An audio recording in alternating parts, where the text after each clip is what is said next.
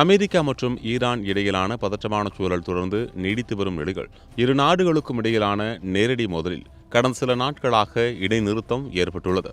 இதற்கிடையில் ஈரானில் இருந்து வெளியானதாக கூறப்படும் ஒரு பிரச்சார வீடியோ அமெரிக்க பாதுகாப்பு அமைப்புகளின் கவனத்தை ஈர்த்துள்ளது. இந்த வீடியோவில் அமெரிக்க அதிபர் டொனால்டு டிரம்பின் மனைவி மெலனியா டிரம்பை குறிவைத்து தாக்குதல் நடத்துமாறு தூண்டும் வகையிலான காட்சிகள் இடம்பெற்றுள்ளதாக தகவல்கள் வெளியாகியுள்ளன. மேலும் டிரம்பின் இளைய மகள் பாரன் டிரம்ப் தொடர்பான மிரட்டல் வாசகங்களும் அதில் இடம்பெற்றுள்ளதாக கூறப்படுகிறது.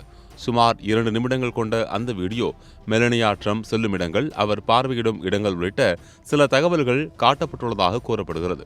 வீடியோவின் இறுதியில் இது தொடக்கம் மட்டுமே, பாரான் டிரம்ப் காத்திரு என்ற பொருளில் மிரட்டல் வாசகம் இடம்பெற்றதாக தகவல்கள் தெரிவிக்கின்றன. ஃபுல் மூன் சேல் காலை 9 மணியிலிருந்து இரவு 12 மணி வரை ஜூலை 29 ஒரு நாள் மட்டும். இந்த விவகாரம் குறித்து அமெரிக்காவின் சீக்ரெட் சர்வீஸ் அமைப்பு வீடியோ தொடர்பான தகவல்கள் தங்களுக்கு கிடைத்துள்ளதாக தெரிவித்துள்ளது. பாதுகாப்பில் உள்ள நபர்களுக்கு எதிரான எந்தவொரு அச்சுறுத்தல்களையும் தீவிரமாக விசாரிப்போம் என்றும் பாதுகாப்பு காரணங்களால் கூடுதல் விவரங்களை வெளியிட முடியாது என்றும் அந்த அமைப்பு கூறியுள்ளது. இருப்பினும் இந்த வீடியோ உண்மையான மற்றும் உடனடி தாக்குதல் அச்சுறுத்தலா என்பது இதுவரை உறுதி செய்யப்படவில்லை.